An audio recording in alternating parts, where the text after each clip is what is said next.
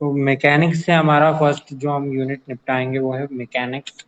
Mechanics एक क्या चीज ये जानेंगे पहले हम, है ना। देखो दो तरह की मैकेनिक्स होती है, मैकेनिक्स ऑफ सॉलिड, ठीक है। लेकिन अब सॉलिड्स की बात कर रहे हैं हम यहाँ पे। मैकेनिक्स ऑफ रिजिड बॉडी, जो रिजिड है, जिसपे कोई चेंजेस नहीं आ सकते, है ना। रिजिड बॉडी वो होती है जैसे आपकी टेबल कुर्सी, इनमें आप फोर्स अप्लाई करोगे, बहुत ज्यादा फोर्स अप्लाई करोगे तब जाके चेंजेस आएंगे। तो ये क्या है, रिजिड्स हैं, है ना, जो खुद वो खुद चेंज नहीं होते या हल्का फुल्का फोर्स अप्लाई करने पे चेंज नहीं होते, जैसे पत्थर हुआ, ठीक है। Mechanics of deform body, deformable body क्या होती है? डिफॉर्मेबल बॉडी वो होती है जैसे आपको फ्लूइड, कोई भी फ्लूइड है, जैसे पानी है, आप सॉस लेते हो वो भी डिफॉर्म हो जाता है। पेस्ट, टूथपेस्ट, वो एक तरीके से क्या कहते हैं, रहता तो सॉलिड फॉर्म में, लेकिन जब आप फोर्स अप्लाई करते हो तो पेस्ट क्या होता है, लिक्विड बन जाता है ना। तो उस तरीके से ये डिफॉर्म बॉडी के बारे में बात कर रहे हैं, जो चेंज कर सके अपनी स्टेज जिसपे अगर फोर्स अप्लाई करें। फिर नेक्स्ट हम देखेंगे इंट्रोडक्शन मैकेनिक्स। देखिए इसमें मैकेनिक्स क्या होता है, ये भी एक साइंस का है, क्या कहते हैं, साइंस की वो ब्रांच है जिसमें आप क्या कहते हैं, कोई भी पार्टिकल है, कोई भी कंडीशन है, उसके रेस्ट के साथ कोई भी बॉडी है, उसके उसकी पोजीशन जो होगी, उसकी जो रेस्ट में होगी और मोशन में होगी, उसका action of forces, the forces के कारण, कि वो रेस्ट में है कि मोशन में, ये हम और उसके कारण क्या इफेक्ट होते हैं, फोर्सेस के मोशन में क्या इफेक्ट पड़ेगा, रेस्ट में क्या इफेक्ट आएगा, उसके बारे में हम मैकेनिक्स में पढ़ते हैं, है ना। फिर नेक्स्ट चलते हैं। देखिए ये ब्रांचेस और डिवाइड होती आती हैं। ये मैकेनिक्स ऑफ सॉलिड जाती है, मैकेनिक्स ऑफ फ्लूइड जाती है, ठीक है। मैकेनिक्स सॉलिड में भी दो हैं, रिजिड बॉडी अभी हमने पढ़ा, डिफॉर्म बॉडी। फ्लूइड्स में, फ्लूइड के बारे में हम जानेंगे, आइडल फ्लूइड होता है, विस्कस फ्लूइड होता है, कंप्रेसिव फ्लूइड होता है। फिर रिजिड बॉडी में भी दो तरीके की होती है, स्टैटिक और डायनेमिक। अब ये स्टैटिक और डायनेमिक, स्टैटिक क्या होता है, स्टैटिक मतलब स्थिर, कोई चीज एक ही पोजीशन पे है उसको स्टैटिक बोलते हैं। डायनेमिक, डायनेमिक मतलब मोशन में, मोशन में। अब मोशन में किस चीज को ले सकते हैं, मोशन में आप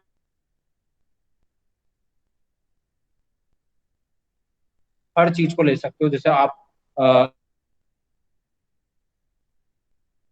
साइकिल से लेके अर्थ की साइकिल तक ले सकते हैं, अर्थ जो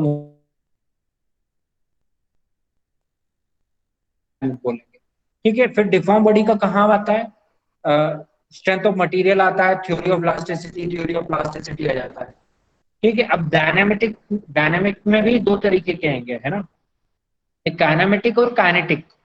काइनेमेटिक में क्या होता है, जहां फोर्स की बात होती है, जहां फोर्स की बात नहीं होती, कारण के बारे में पूछा जाए जहां पे, और एक जगह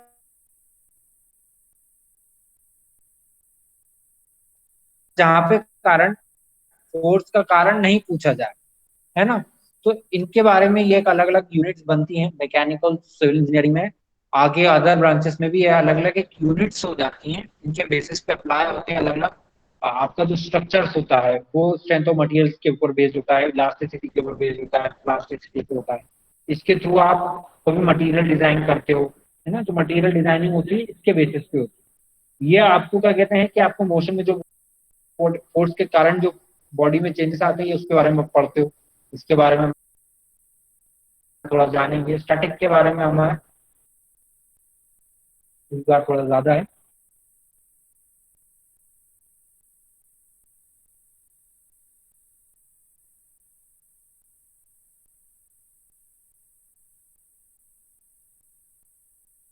देखिए हमने अभी बात,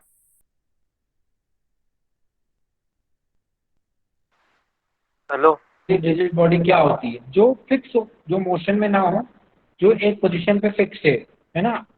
to one another under the application of load, load के बाद भी जाएंगे फोर्स, बहुत इंपॉर्टेंट है।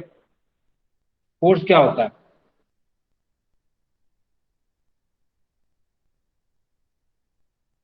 फोर्स कोई भी चीज है, अगर वो रेस्ट में है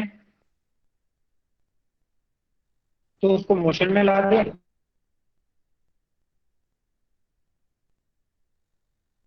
मतलब एक ऐसा हेलो। और जो किसी स्थिर चीज को या फिर, तो बाइक चला रहे हैं आप, बाइक आपने क्या कहते हैं मोशन में लाए, उस पर ब्रेक अप्लाई करा, तो ब्रेक क्या हो गया, एक फोर्स हो गया, है ना, तो उसको फोर्स बोलते हैं। तो यही चीज फोर्स होती है, ठीक है, ये एक एजेंट की तरह काम करता है, whose cause tendency to cause change और tend to change the state of rest और मोशन में, जो स्टेट चेंज कर देता है। ठीक है, अब फोर्स में क्या क्या होता है, मैग्नीट्यूड होता है भाई, कोई भी फोर्स होगा उसका एक एक ना एक मैग्नीट्यूड होगा। जैसे कि आप वजन नापते हो तो वो कोई ना कोई एक फोर्स के फॉर्म में ही आता है ना, ग्रेविटेशनल फोर्स होता है उसमें, 10 किलो 20 किलो, तो मैग्नीट्यूड हो गया वो। डायरेक्शन, यस डायरेक्शन होना जरूरी है फोर्स का, आप किस डायरेक्शन में अप्लाई कर रहे हो वो बहुत ज्यादा जरूरी है ना, तो उसी डायरेक्शन में फोर्स लगता आएगा, है ना। फिर पॉइंट ऑफ एप्लीकेशन, किस पॉइंट पे लग रहा है, ठीक है। और फिर सेंस क्या है उसका, सेंस का मतलब ये है कि वो कंप्रेशन है, टेंशन है ना। अब इस बारे में हम जानेंगे, फोर्स के टाइप्स भी होते हैं, शियर है।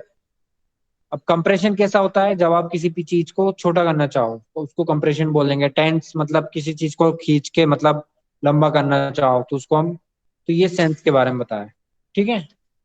नेक्स्ट ये बताया गया है, ये देखिए, ये एक बॉडी है, इस पे फोर्स अप्लाई करा गया 30 डिग्री के एंगल पे, मैग्नीट्यूड है इसका 100 किलो न्यूटन, डायरेक्शन दिया है 30 डिग्री एंगल पे लग रहा है ये, एक्स एक्सिस पे, है ना। पॉइंट ऑफ एप्लीकेशन कहाँ लग रहा है, पॉइंट ए पे लग रहा है। सेंस क्या है, टूवर्ड ए, मतलब ए की तरफ लग रहा है, तो ये चीज बताई गई है, देखिए यहाँ पे, है ना। इस तरीके से इसको फ्री बॉडी डायग्राम बोलते हैं। आप जब इसको देखेंगे तो ये फ्री बॉडी डायग्राम होता है, एक तरीके से लाइन डायग्राम होता है, किसी भी कॉपी पे आप किसी ऑब्जेक्ट का बनाते हो, ठीक है। फिर स्केलर होता है, वेक्टर होता है। स्केलर मतलब नापा जा सके, वेक्टर जिसका क्या कहते हैं मैग्नीट्यूड और डायरेक्शन दोनों हो, ठीक है। तो जैसे वेक्टर क्वांटिटी और कौन सा उसकी वेलोसिटी होती है, एक्सेलरेशन होती है, ये वेक्टर क्वांटिटीज है, ठीक है। नेक्स्ट हम चलते हैं प्रिंसिपल ऑफ ट्रांसमिबिलिटी। अब ये क्या चीज होती है, अब ये एक नई चीज नहीं है, ये किसी पॉइंट पे आपने फोर्स अप्लाई करा, जैसे मान लीजिए इस बॉक्स पे आपने फोर्स अप्लाई करा यहाँ पे, है ना, तो वो ट्रांसमिट हो गया यहाँ पे, यहाँ पे, तो उसको बोलते हैं ट्रांसमिबिलिटी। मतलब किसी एक पॉइंट पे अप्लाई करो दूसरे पॉइंट पे निकल जाए, जैसे कि आप मान लीजिए आपने दीवार पे कील ठोकना, आप दीवार पे कील पंच करना चाहते हो दीवार पे, तो जब आप कील को पंच करते हो उसमें, तो आप एक फोर्स अप्लाई करते हो, तो क्या होता है, दूसरी तरफ जो पॉइंट जहां पे आप कांटेक्ट में आता है वो दीवार के, वो क्या करता है, मोशन में चला जाता है, ठीक है, मोशन में चला जाता है। आप इधर पंच करोगे तो वो ट्रांसमिट हो रहा है ना फोर्स, आपका आपने कहा करा दूसरे एंड पे पॉइंट पे अप्लाई करा फोर्स, और फर्दर एंड पे आप क्या कहते हैं वो मोशन में आ गया, ये चीज क्या करती है, प्रिंसिपल ऑफ ट्रांसमिबिलिटी, ठीक है। नेक्स्ट क्या होगा, the motion of block will be same force, ठीक है, ये वही चीज है कि ट्रांसमिबिलिटी। नेक्स्ट चलते हैं रिजल्टेंट ऑफ रिजल्टेंट के बारे में बात करेंगे। देखिए रिजल्टेंट, रिजल्टेंट क्या होता है ना, ये बहुत इंपॉर्टेंट चीज है। इसके साथ और भी कुछ चीजें थी जो उसमें नहीं बताई गई हैं, चलिए मैं आपको बता देता हूँ। चलिए के बाद सिस्टम ऑफ फोर्सेस होता है, यहाँ पे एक चीज होती है सिस्टम ऑफ फोर्सेस। अब देखो फोर्सेस को आप काय में नापते हो, हमेशा न्यूटन में नापते हो, है ना। अब क्या होता है कि सिस्टम ऑफ फोर्सेस क्या होता है, सिस्टम फोर्सेस मतलब आपका एक से अधिक फोर्सेस लग रहे हैं किसी बॉडी पे, तो आप वो किस फॉर्म में अरेंज है, कैसे लग रहे हैं, किस सरफेस पे लग रहे हैं, तो एक क्या कहते हैं, एक टर्म उसको डिफाइन करने के लिए एक टर्म लाई गई है ना। तो उसको कौन से केस में किस चीज को क्या बोलते हैं ये बताया गया है। मतलब ढेर सारे फोर्सेस, जैसे आपका, आप लोग मिलते हो एक शहर में रहते हो तो उसको सिटी बोल दिया, अगर इस आबादी पे इतनी आबादी है तो सिटी बोल दिया गया, और इतनी कम आ जैसे 5,000 है तो विलेज बोल दिया, फिर तहसील आ जाती है, तो ऐसे आबादी बढ़ती जाती है, तो आपका कहते हैं डिवीजन बनते जाते हैं आपके शहर, कंक्लूड होते होते स्टेट कंट्री, फिर आपका एक वर्ल्ड बनता है। तो वैसे ही ये सिस्टम ऑफ फोर्सेस है। तो सिस्टम ऑफ फोर्सेस में क्या आएगा, सेट ऑफ फोर्सेस हैं which include any free body diagram, ठीक है, ये वही चीज है कि। नेक्स्ट हम चलते हैं यहाँ पे,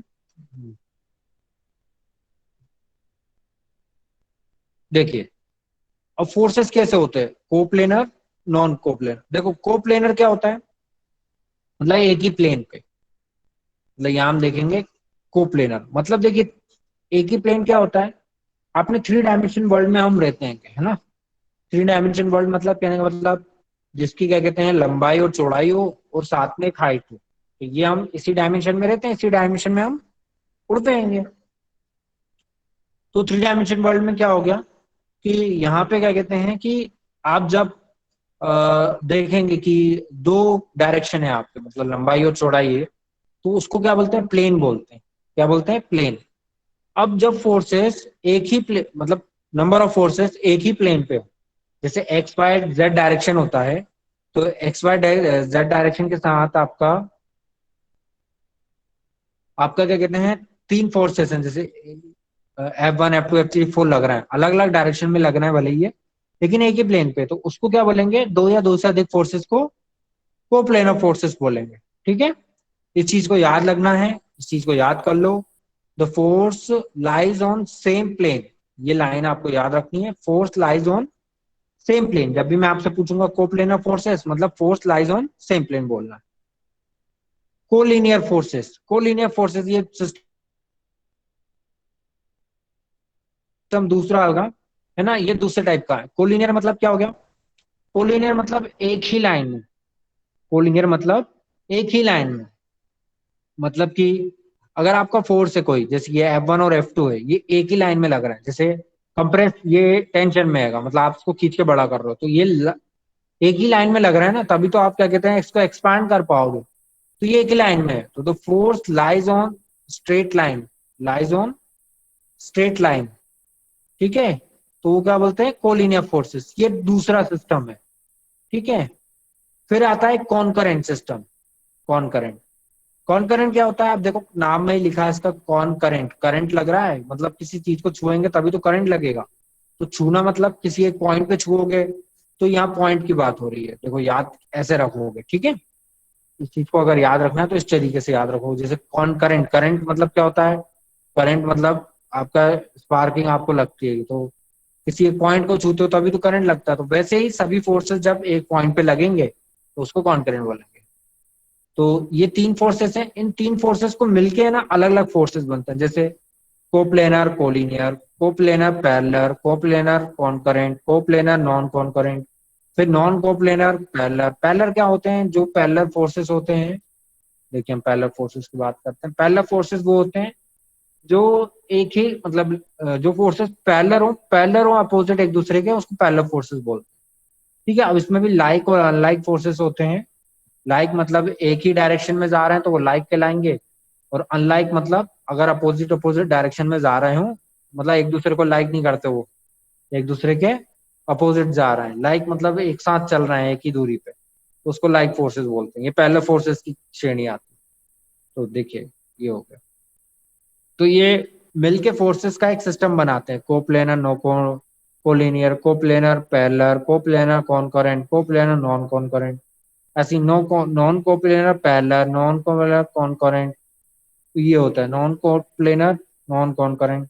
अब यहाँ पे एक चीज नहीं हुई, वो क्या है, कोलिनियर, नॉन कोप्लेनर कोलिनियर, ये चीज नहीं हो सकती। क्यों, क्योंकि मतलब वो एक प्लेन में भी नहीं है और कोलिनियर है, तो ये तो हो ही नहीं सकता, एक प्लेन में होना जरूरी है उनका, तभी तो एक लाइन में होंगे, है ना। तो इसलिए चीज दिखाई नहीं गई। देखिए एग्जाम्पल के तौर पे ये बॉडी है, ये नॉन कोप्लेनर फोर्स है, मतलब एक ही प्लेन पे एक भी फोर्स नहीं है, नॉन कोप्लेनर नॉन कॉन्करेंट। ठीक है, मतलब एक भी प्लेन पे एक भी फोर्स मिल नहीं रहा, मतलब अलग अलग प्लेन पे फोर्सेस लग रहे हैं। देखिए ये देखिए ये इसको कोप्लेनर बोल सकते हैं, यहाँ पे एक ही प्लेन पे फोर्सेस लग रहे हैं।